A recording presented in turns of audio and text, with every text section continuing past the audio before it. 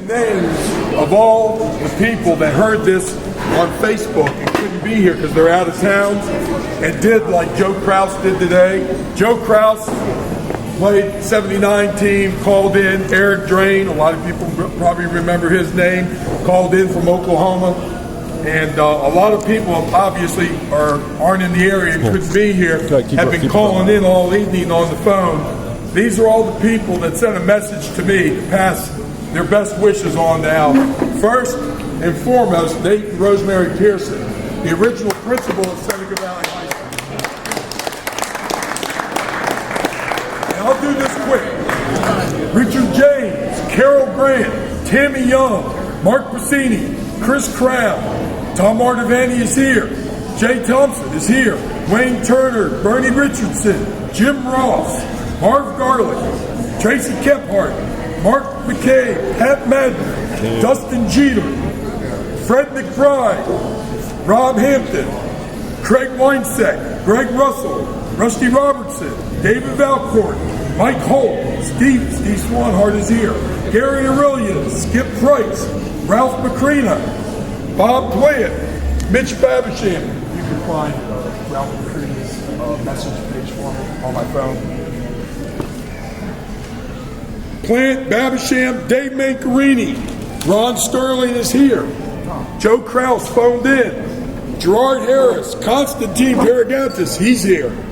Kelly Haggerty, Dom Hughes, Craig Powell, Mickey Krasinski, Darren McCabe, Ellen Young, Ray McNeely, Brian Felix, Mike Muller, Mike Orr, Mike Rutland, Michael Thompson, and Jay Thompson is here.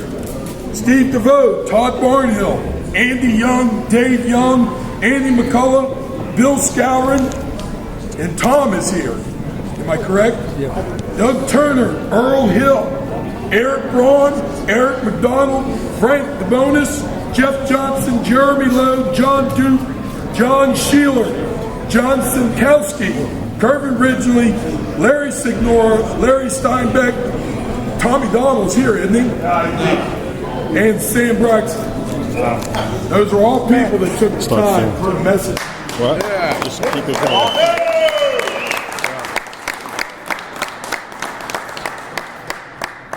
I know everybody's having a good time socializing, so I'll be real quick.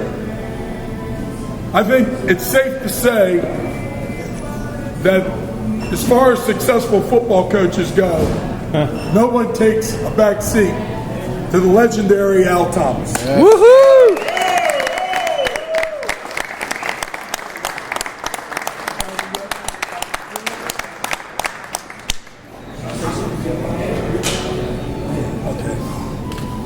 Go ahead, Steve. Steve wants to make a presentation. Go ahead. First, if anybody hadn't signed this, you can sign it over on this table, but this is a football. All of us here sign it for you. And I want to say, anybody who played for Coach Thomas, we learned a lot. And I'll try to keep this short. He taught us how to be champions. The most important thing is he taught us how to be men. Yep. Thank you. Yep.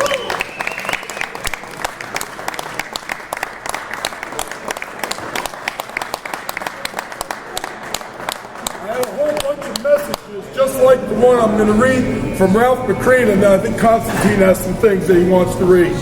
But this has been written to me over and over and over again in the past year. This is from Ralph Macrina. I would love to be joining all of you today at Champions. I will most definitely be there in spirit. Coming from a guy who was too small, too slow to play football, please accept my deepest thanks for all the life lessons learned from your passion for the game and developing those who wish to play it. Building those foundations of work ethic that carry on for a lifetime. Some of the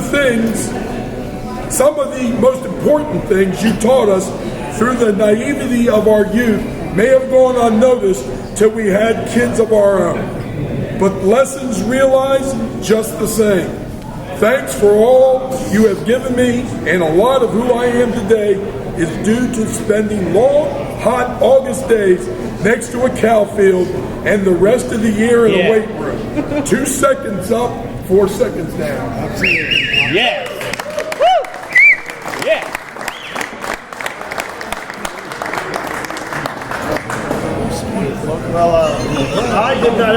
privilege of playing. My name's Constantine. I didn't have the privilege of playing. You could tell from my physique, I was probably too small to play at the time. But I'm probably responsible for keeping a number of your players in line and alive. I was the designated driver. And I received some notes like Coach did from a couple of people, but I did get a note from the Rouser boys, all three of them. So hopefully I can read this, because I read it once and it was a little tough. But, fair enough. The first thing is going to be a funny story, and then there's a serious note. It says they were at the state playoffs, kind of the standard for Seneca Valley. It was Thanksgiving Day, and we've been practicing for hours for the semifinal game coming up. And it's getting dark, and we don't have the lights back then at the field. I guess Holt was the one who put those up. And so Al asked all the parents to use their car headlights. So he's not happy at all with the practice and screams and spits out of his mouth, "You guys think you're going home to get turkey dinner? I got news for you. We can stay there all night." He then takes his nice dress watch off of his wrist. Remember that, I guess? Yes, I do. And throws it on the ground. Sorry, I lost my spot. And stomps it into pieces. Well, needless to say, that got our attention. We ended practice very well and crushed our opponents that weekend and did the same the following week, winning state. We told that story to our kids and players every year. Now for the one that they basically wrote together. It's been 32 years since the youngest of the three Rouser boys played for you. The three of us remain very close, and as our parents did, our families have immensely enjoyed our football experiences with our sons and nephews. We also coached some together at the high school level. And while it's been over 3 decades, we can't tell you how many times we still reflect on our fantastic memories of those Seneca Valley days and you as our coaches. Our kids and players have learned and benefited so much through things you instilled in us. Toughness, commitment, attitude, drive, and of course, the will to win, and a few of many that come to mind. All three of us went on to play at the Division I level. All three of us married and have wonderful families. All three of us served in leadership roles in the military, and all three of us have enjoyed very successful executive careers. Not coincidentally, all three of us were privileged to have played football for you. Your leadership and love helped lay the foundation for what we have become, and we are all very thankful for the tireless commitment you have made in transforming young boys into men. We all wish we could share this day. Cheers to you and Screaming Eagles team 76 through 85.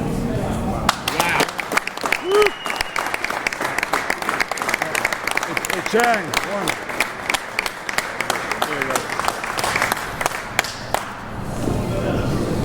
That's a tough act to follow right there. He didn't have his hair like that when he played. Get a haircut. That was ridiculous. Get a haircut. Time cannot be influenced by mankind.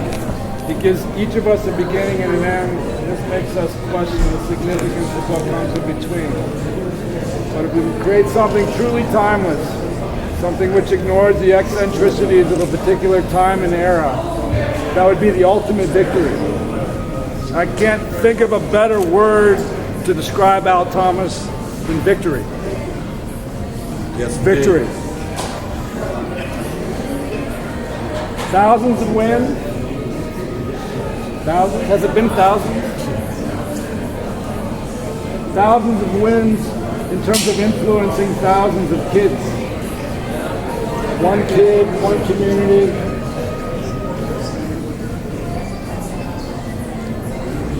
All infused with Al Thomas's indomitable spirit. Al was my first real coach. I knew he was a real coach because he was the first guy to scare the hell out of me. Yes. He asked me things at the time that I did not know myself were important. He asked of myself these things.